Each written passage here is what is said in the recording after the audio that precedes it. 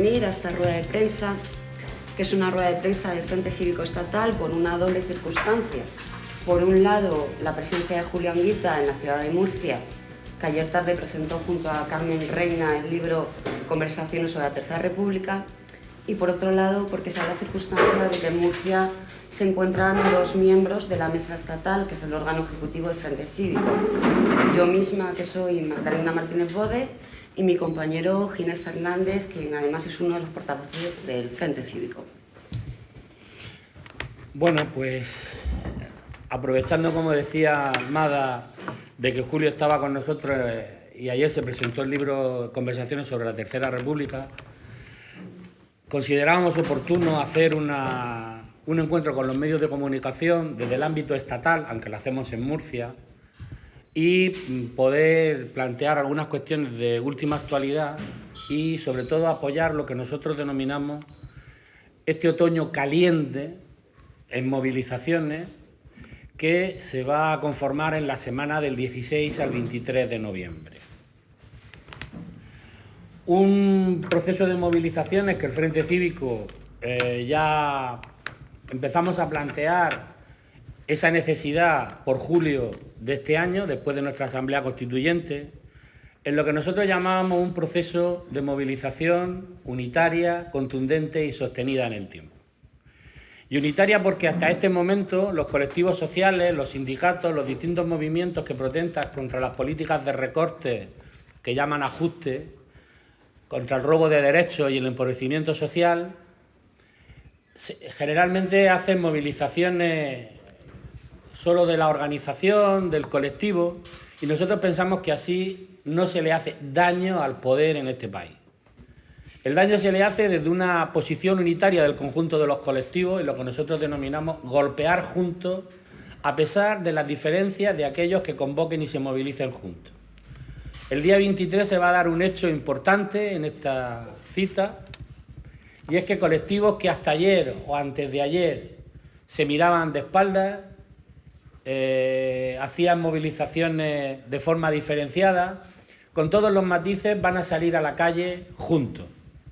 Van a salir las mareas, los sindicatos, colectivos ligados al 15M, movimientos sociales, partidos políticos, cada uno con su eslogan o con su matiz, pero con una idea fundamental. Hay que parar la refundación neoliberal que está planteando el PP y el bipartidismo.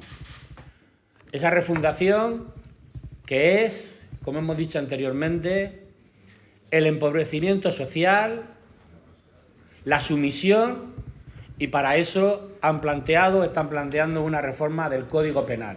Reforma del Código Penal que los demócratas, como les gusta decir a ellos, la gente más consciente, más avanzada, las organizaciones sociales y políticas y sindicales de este país, tienen que combatir, porque es amordazar al conjunto de la sociedad para las reformas que quieren hacer ahora y las que quieren hacer en el futuro. Yo no voy a repetir los datos económicos que ya conocéis: 6 millones de parados, 12 millones de pobres, el 40% de los parados no cobran subsidios, todos los días desahucios, gente que se suicida por ello. Ahora se da otra circunstancia, y es que el recorte que hay en la ley de dependencia está significando que muchas personas lleguen a fallecer por ese hecho porque quedan desatendidas. Yo denominaría esta acción, este tipo de políticas, criminales, porque no tienen, en referencia, no les dan importancia a la persona, al ciudadano, al conjunto del ser humano. En ese sentido es lo que, no voy a repetir esos datos, pero sí dos hechos que posiblemente hayan pasado desapercibidos para el conjunto de la población. Uno es que la reforma o la ley Wert, como se llama, la LOMCE, se va a retrasar en su aplicación. Y se va a retrasar en su aplicación, al igual que lo de las becas Erasmus ha tenido que rectificar el ministro de Educación, porque ha habido movilización en la calle, ha habido presión constante, permanente, con una idea y un objetivo claro. Y es así como se tienen que plantear las cosas. Y el segundo es que ya llevan bastante tiempo el poder o los poderes de este país en una campaña publicitaria para decirnos que el año que viene salimos de la crisis, que esto va bien, que las medidas que se han tomado tienen su efecto.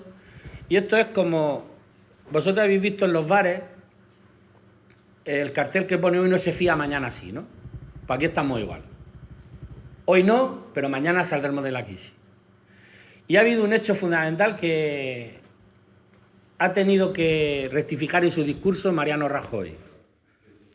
Uno es que el INE nos ha dado datos de la percepción económica y social que tiene el país y los ciudadanos no se creen, el 85% de los ciudadanos no se creen que estemos saliendo de la crisis. No se creen que el año que viene tengan empleo. No se creen la campaña de publicidad en la que estaba inmerso el gobierno, Botín y Rosell, incluso hasta los propios Borbones. Estaban en una campaña de publicidad en la que han tenido que rectificar. Y por eso Rajoy decía ayer aquello de que no seré yo el que con 6 millones de parados diga que estamos saliendo de la crisis. Eso también se hace con movilización, porque tenemos que, y esas movilizaciones, hacerlas contra la resignación que con esa campaña de publicidad quiere plantear el gobierno. Nosotros desde el Frente Cívico lo que queremos fundamentalmente es ayudar a eso. Somos un colectivo ciudadano, un movimiento ciudadano sin ningún tipo de aspiración política, en la idea de conformar y crear una mayoría social capaz de generar los cambios y el cambio profundo en este país, al sistema neoliberal, a esta dinámica de recorte que están generando lo que yo puedo denominar que socialmente España sea un Estado fallido, porque no puede ser posible que con los porcentajes que hemos dicho anteriormente de paro, de pobreza, de situaciones límite de los ciudadanos, ningún gobernante pueda estar a gusto ni dormir a gusto. Y en eso hemos planteado y apoyamos y somos parte importante en esa movilización unitaria de la Marcha por la Dignidad a Madrid el 22 de marzo de 2013. Consideramos que esta movilización es muy importante, debe ser muy importante, porque en esa confluencia, como he dicho anteriormente, de colectivos sociales, partidos políticos, sindicatos, ciudadanos, etcétera, es donde se le tiene que demostrar al gobierno que no nos resignamos, que vamos a resistir y que vamos a combatir sus políticas con toda la contundencia, porque el conjunto y la mayoría de los ciudadanos de este país se lo merece.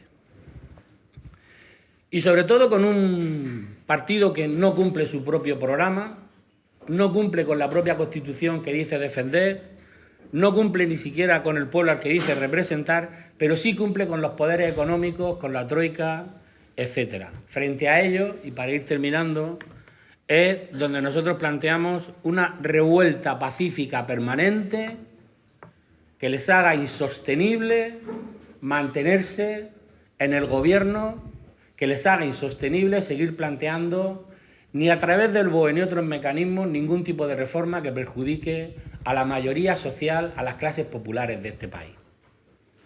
Es esa la idea en la que el Frente Cívico Estatal estamos trabajando, vamos a seguir trabajando. Estamos en la organización de la marcha y estamos en otros ámbitos unitarios de colectivos sociales, políticos y sindicales, porque creemos que la unidad, la mayoría social, la mayoría del conjunto de las organizaciones, es decir, la mitad más 1, la mitad más 10, la mitad más 30, son los que de verdad pueden cambiar esta situación. Menos de ahí, lógicamente no, porque alguien va a aludir a su mayoría absoluta y a otra mayoría que también se está mostrando, que es la mayoría silenciosa, que ya empieza a mostrarse que no está de acuerdo con las políticas que se están haciendo. Yo, sin nada más, le dejo la palabra a Julio por si quiere añadir algo. Yo lo que hago es que se la paso a ustedes, para que pregunten, y así yo me voy ajustando a las preguntas, porque lo que ha dicho Ginés lo suscribo de pe a pa. Vale. ¿A reorientarlo? Sí, se reorienta. ¿Qué es lo que tiene que hacer el gobierno? Reventar la política. No puede. Eso sabe algo. Bueno, pues ¿En qué medida apoya usted a este movimiento social? ¿De qué modo? ¿Con su presencia aquí o algo más en la organización de esa marcha? vamos a ver. Creo que fue el 20 de junio del año pasado, cuando desde Sabadell hizo una convocatoria. Aquella convocatoria cuajó en lo que hoy es el Frente Cívico. Por tanto, creo que algo, no mucho desde luego, pero algo tengo que ver. Y el apoyo estriba fundamentalmente en seguir insistiendo, por donde quiera que voy, en qué consiste el Frente Cívico. Y voy a decir dos cosas, simplemente. Una que se expresa de manera negativa. No tenemos vocación de ir a las elecciones. Y es más, el autor de los primeros documentos, que fui yo, y digo el autor de aquellos primeros documentos, el Frente Cívico puede de su soberanía hacer lo que quiera. No se contemplaba esa perspectiva. No somos un partido político. No queremos formar una candidatura. Queremos ser algo muchísimo más importante que acudir a las citas electorales. En química, cuando se estudian determinadas reacciones, hay un elemento fundamental sin el cual determinadas reacciones no valen. Se llama el catalizador. Es decir, elementos que forman una unión química no lo pueden hacer si no está presente ese elemento, llamado catalizador. Pues bien, el Frente Cívico es un intento de ir tramando una malla, creando una red, pasando a él incluso a segundo término, evitar protagonismo con tal de que se vaya uniendo todo lo que está disconforme con la situación actual. Es una tarea muy modesta, es una tarea nada brillante, pero extraordinariamente eficaz. Y eso es lo que estamos haciendo. Vamos, yo mismo es lo que estoy haciendo, aprovechando que voy a presentar el libro, pues hablamos, vamos expandiendo la idea. Tenemos una voluntad de que algún día sea posible crear un contrapoder, para usarlo, Esto quiero ser claro, para usarlo donde hay que usarlo, porque al poder hay que oponerle otro, con todos los contenidos que se quiera, como ustedes quieran. Pensar, el poder hay que ejercerlo, pero para eso hay que crearlo, y crearlo está costando tiempo, pero ya nosotros nos armamos de paciencia desde el inicio. ¿Ustedes quieren ser el catalizador? ¿Cuáles son los elementos químicos de la tabla periódica? Hay dos que parece que son los imprescindibles para la reacción. Pues sí, hay uno que es una situación objetiva. La inmensa mayoría de los españoles y de las españolas está en situación de explotación, de desprecio, de abandono y sobre todo sin perspectiva de futuro, que es lo más duro. 67% de la juventud sin perspectiva de trabajo. Esa es la materia sobre la cual hay que trabajar y con la que hay que trabajar. Ya tenemos uno. Y dos, un proyecto de futuro. Un proyecto de futuro que está incardinado en torno a dos documentos clave. La Declaración de Derechos Humanos, que siempre invito a que se lea despacito, y la Carta de la Tierra. Porque hoy en día no solamente hay que hablar de los derechos de los seres humanos y de los deberes, sino también cuidar por el planeta Tierra, porque cuando este desaparezca, desaparecemos todos. Ya está. La mayoría y un objetivo, un plan. Y ya los mecanismos de lucha, los que sabemos, los que no sabemos y queremos conocer, y los que se presenten. La experiencia del 15M, si algo demostró, fue que se puede diluir una iniciativa ciudadana cuando llega el momento en el que esa iniciativa tiene que tomar el poder. ¿Cómo han pensado ustedes enmendar ese fallo en el proceso químico? Bueno, en mí ha influido mucho el 15M. Yo me he considerado miembro en la medida que estaba de acuerdo con esa nueva visión, esas expectativas, esa capacidad de llamamiento a la gente, totalmente de acuerdo.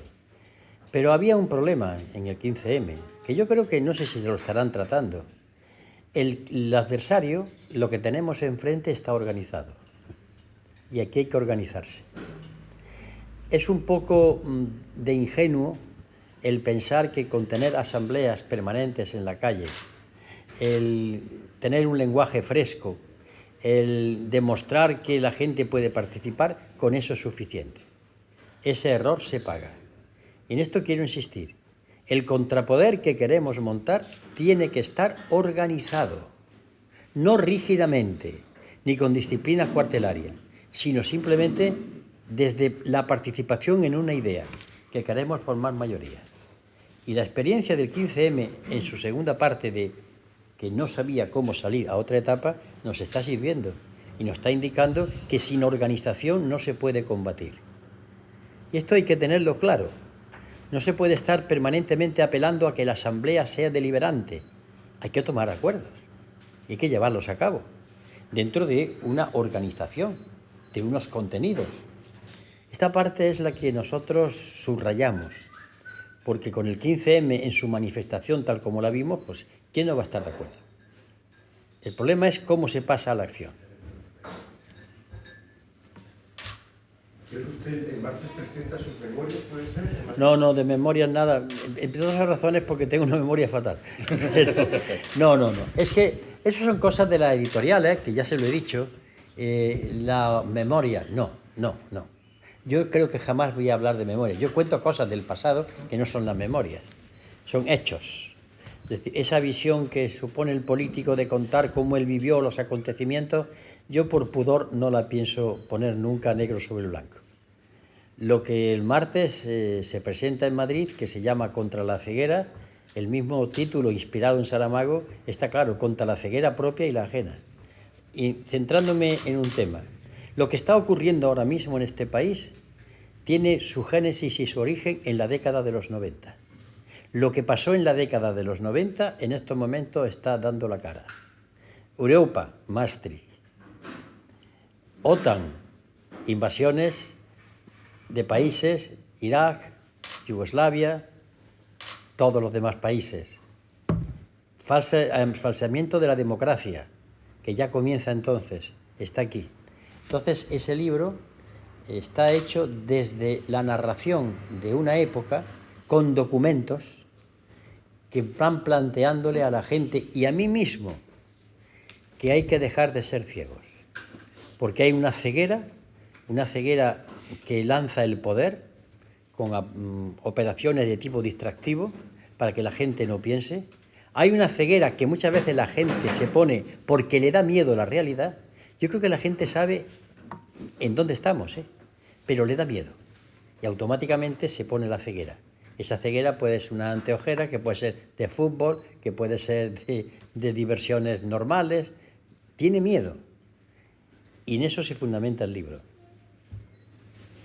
¿Qué opina de la coincidencia en el tiempo de la presentación de memorias de casi todos los políticos?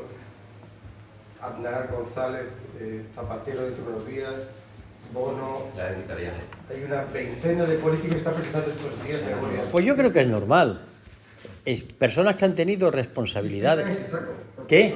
Que en el saco de memorias van a incluirle, aunque usted no quiera... Bueno, pero si a mí, mire usted, a mí donde me incluyan, ¿qué diría yo? Se me da una higa. Porque yo hago las cosas. Después hay unos clichés, no voy a estar peleándome con los clichés ni con los clicheros. Ya cambiarán, porque al final el tiempo da las razones o las quita. Es normal que las personas que han ejercido una función importante, estoy hablando de los presidentes de gobierno, el señor Bono lo ha sido de Castilla-La Mancha, ha sido presidente del Congreso, pues en un momento quieran hacer lo que ellos llaman su aportación al debate Gallo-Ray. Yo no me extraño. Es más, yo invitaría a que lo hagan otros más, que lo hagan también los banqueros, que nos cuenten los secretos, y los grandes empresarios, que nos hablan de sus chanchullos, de sus latrocinios, etcétera, etcétera. Sí, es interesante. Es interesante que la gente escriba. Por lo menos sabemos que esta persona no es iletrada, aunque a veces lo parezca, sino que sabe coger un cálamo y escribir allí. Y es interesante. Vamos, yo veo muy bien. Otra cosa es lo que escriban, que eso ya es otra cosa. Más cuestiones. Bueno, hay que preguntarle por la cosa esta de la supuesta refundación del PSOE, el papel que están jugando en ese proceso antiguos dirigentes también de Izquierda Unida. En fin, ¿cómo ve todo ese proceso precisamente en relación con lo que comentaba al inicio de construir una mayoría ¿Qué parte de ese proceso puede ayudar a la mayoría? ¿Qué parte de ese proceso va en contra de la mayoría? Miren ustedes, permítanme alguna anécdota ya de mi juventud ya perdida hace ya varios siglos. En la España del catolicismo obligatorio, pues se nos obligaba a todos a confesar, a abjurar de nuestros pecados, nos confesaba el cura, comulgábamos y al día siguiente volvíamos a las andadas. Es decir, a volver a pecar. Lo de la refundación del PSOE yo lo incardino dentro de los cuentos de las 1001 noches. Es algo que nunca ha acabado, nunca ha cuajado. Yo conozco esa operación exactamente desde que estuve en Madrid en el año 1988. Cada X tiempo el PSOE entra en refundación, en reconsideración de su política, en intentar colocar nuevos proyectos estratégicos, sin hablar de qué, porque yo he leído el documento que han publicado. Es un documento, francamente, que no lo mejoraría Groucho Marx, porque no habla absolutamente de nada. Es más, yo desafío a quien quiera que lo podemos leer. No dice nada, nada más que lugares comunes y tópicos. No es ni más ni menos que una operación de tipo electoral y tiene su lógica y son, pues naturalmente, ellos tienen toda la legitimidad para hacerlo, que no se plantea el problema de fondo. Ellos quieren ser alternancia, es decir, que se vaya el PP y entrar ellos, pero no hablan de un proyecto nuevo. Ellos siguen confiando en la Europa de Maastricht. Este es un problema que tienen los dos, que en el fondo tienen el mismo proyecto. Este famoso discurso de las dos orillas, que cuando se lanzó en Izquierda Unida, pues a mí por poco me fusilan, pero sigo creyendo. Los dos tienen el mismo proyecto europeo, los dos quieren el euro, los dos quieren la Europa de Maastricht, los dos están de acuerdo con la OTAN, que entre ellos hay diferencia, obviamente, pero los dos el mismo proyecto.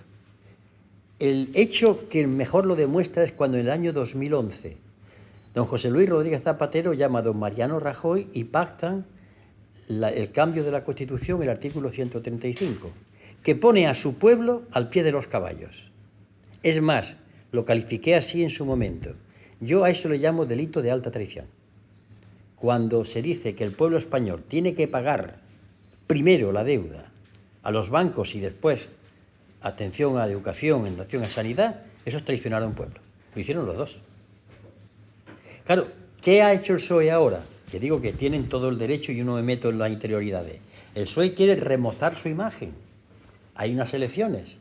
Quiere hablar nuevamente de cómo reconquistamos, lo acaban de decir hoy, cómo reconquistamos a la mayoría.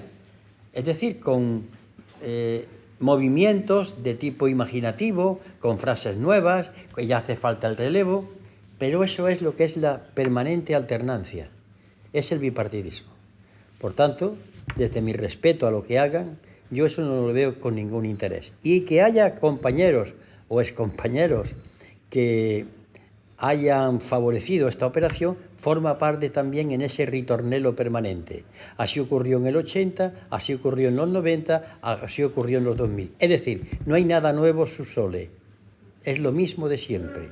Tuvo varios nombres, Unidad de la Izquierda, Casa Común, lucha contra la derecha, etcétera, etcétera. Pero el producto es el mismo. En esa estrategia de resistencia que plantea el Frente Cívico, ¿cuál es el tamaño del sapo que estaría dispuesto a tragarse? Quiero decir, si se busca un mínimo denominador en los de oposición, el mínimo denominador puede ser de primer nivel o puede estar muy lejos. Vamos a ver, yo voy a plantear las medidas que en su momento se lanzaron desde el Frente Cívico. El salario mínimo, fijado entonces en 1.000 euros, la nacionalización de la banca, la nacionalización de los sectores estratégicos, la transparencia en los canales de distribución y así la reforma de la ley electoral, una ley por la cual no vale lo de la dación por pago, ahí fuimos muy duros. No, es que el que tiene una vivienda no lo echa nadie. Y a continuación, cuando ese ciudadano tenga unos ingresos, ese ciudadano empezará a pagar una cantidad. Pero por lo pronto, por derecho constitucional, y aquí quiero insistir, A mí no me gusta la dación en pago. Ahora, prefiero eso a lo que hay ahora. Nadie se le puede echar de la vivienda. Artículo 47 de la Constitución Española y artículo 24-25 de los 30 que tiene la Solemne Declaración de Derechos Humanos.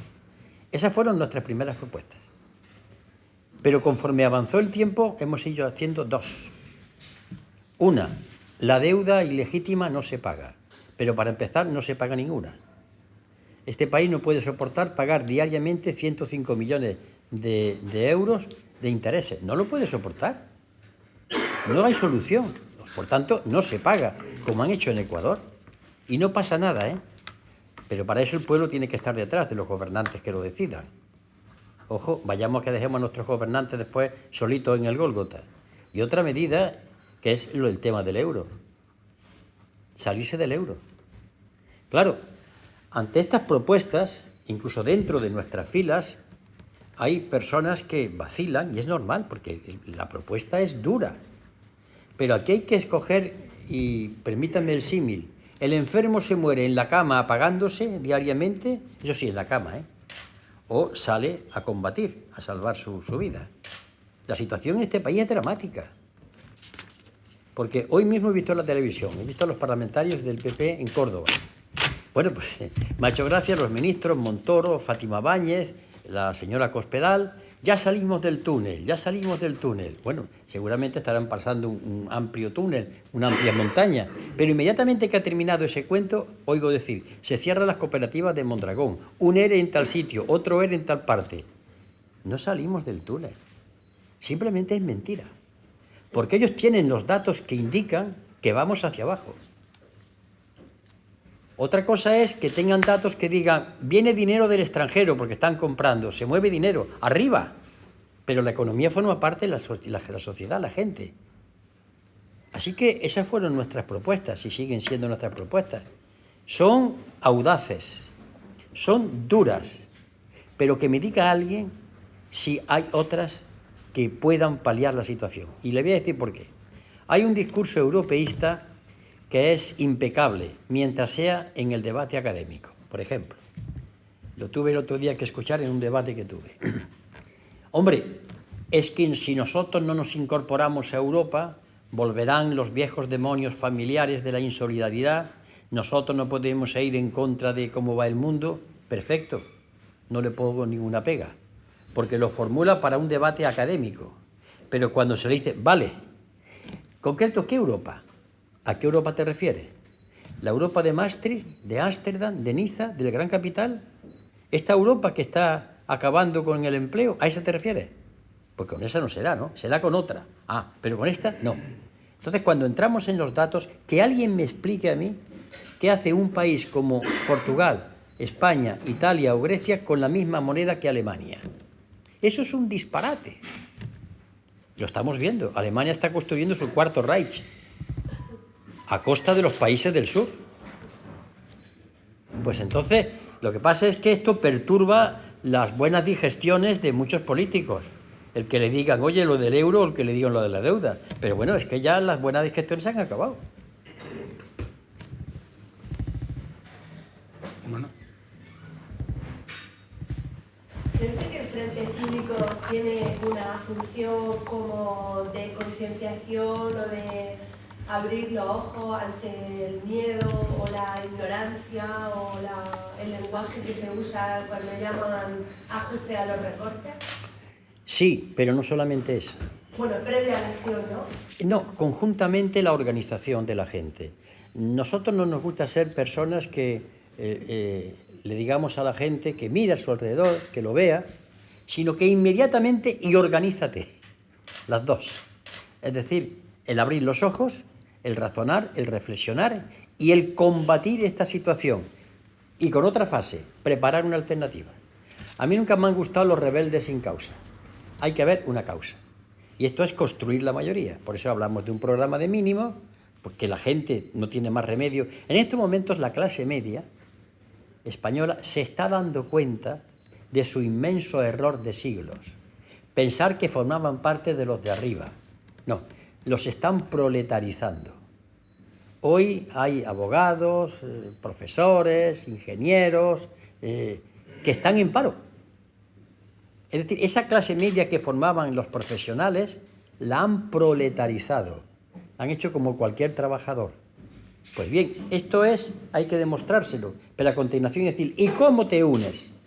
Porque sin unión no vamos a salir. Claro, siempre queda en la gente, bueno, si se celebran unas elecciones, por eso yo dije rotundamente y lo digo delante de los medios, o en este momento las elecciones no sirven absolutamente para nada serio.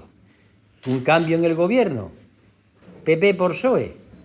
Señores, eso no es cambiar nada. Esto es lo que aspira el Frente Cívico, lo que pasa es que es un discurso que en principio no gusta. Cuando a mí me preguntan, y yo le digo esto pausadamente, tranquilamente, porque ellos esperan que yo le diga dos cosas. Uno, lo sinvergüenza que es el presidente de turno para sentirse satisfecho. Y a continuación, que le diga que bueno, que esto ya se va a solucionar. No. Esto tú tienes que ponerte a trabajar. Es que es así la realidad. Claro, por eso este discurso nuestro va avanzando lentamente, pero va avanzando. Porque no le da a la gente esa especie de carnaza de pedir, no, con que Anguita me diga que el presidente es un sinvergüenza, ya, no te lo voy a decir. Al presidente se le combate, no se le insulta. Más que de vez en cuando uno ve algunas cosas, ya no puede evitarlo, ¿no? Se lo hizo al televisor. Pero vamos, yo creo que moderadamente, hay que probar la alternativa. Ahora mismo, yo veo en la sociedad española que la mayoría de los colectivos emprenden acciones por separado. Sí.